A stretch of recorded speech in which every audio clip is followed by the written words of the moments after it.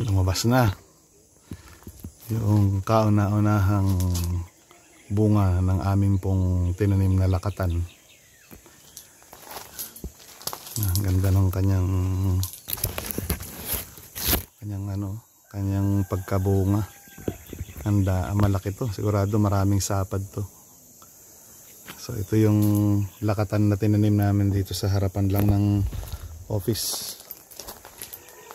Meron akong 5 puno rito ng lakatan.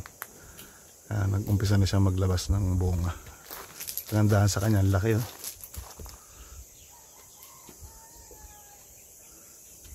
So abangan. Salamat kay Lord sa panibago na namang blessing this morning. Nakaka-encourage tingnan. Mga reminder yan na hindi nagkukulang si Lord sa ating buhay.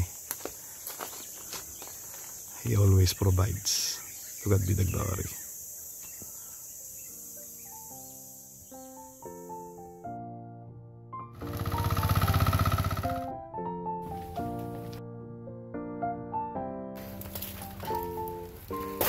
Andito tayo. Kita nyo yung mga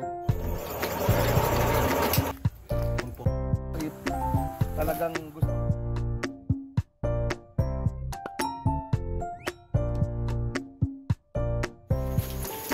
Puro laman. Palamigin na natin ito ngayon. Free range na mga pato rin dito. Lalo sa pinaka.